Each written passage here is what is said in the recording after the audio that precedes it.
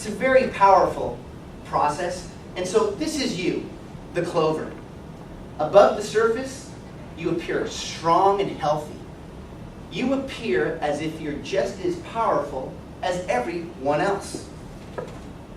But it's not until you start this relationship with others, let alone your mentee or mentor, do we start to understand more about those things that lie around us to define who we truly are. You see, once you enter into a mentor-mentee relationship, you must start to begin to share the foundational roots of your past experiences, your setbacks, your accomplishments. The mentor-mentee relationship can't start until there's a deep understanding of what I call the relational factors that lie around you. Like, for example, the clover.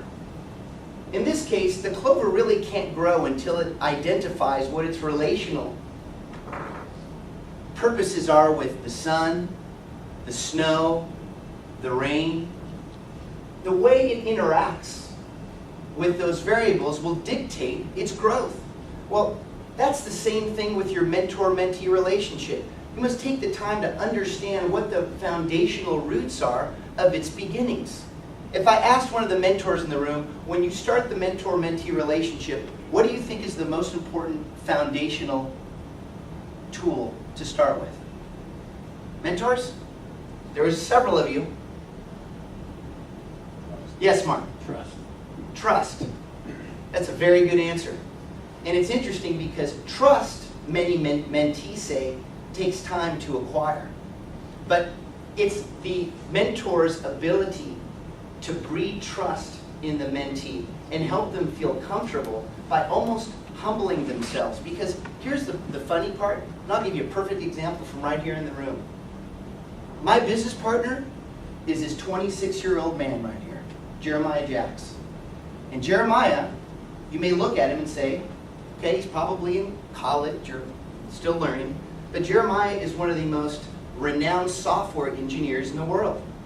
Jeremiah has taught me everything about technology. So while I have learned to be a mentor to him, he has been my mentor. And what's important is that this mentor-mentee relationship remains balanced at all times. And we'll talk about that. You know, it's interesting, when you take the time to look at those things that lie around you. I want to give you an example. When I was at Sunkist during my corporate days, there was a gentleman that started the organization. He came from some large Fortune 500 company. His name is Rich. And Rich joined the company to do one thing, to create a political agenda for him to aspire and succeed.